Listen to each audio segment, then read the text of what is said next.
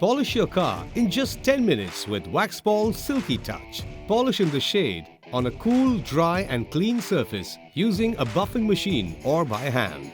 Shake well before use. Twist for spray or stream. Spray directly on the surface and spread evenly with overlapping circular motion. The liquid wax spreads easily. Let the polish dry to a haze for 1 to 2 minutes. Test if the polish has dried by performing a swipe test. If it streaks, it needs more time to dry. If it's clear, move on to the next step.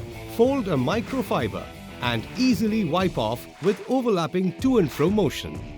Use fresh side for each section. Work on small sections at a time. A second application may be needed.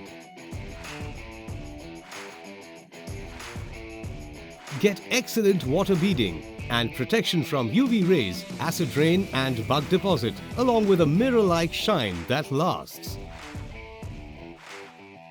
Just a few sprays of Waxpol Silky Touch gives magical results quickly and effortlessly.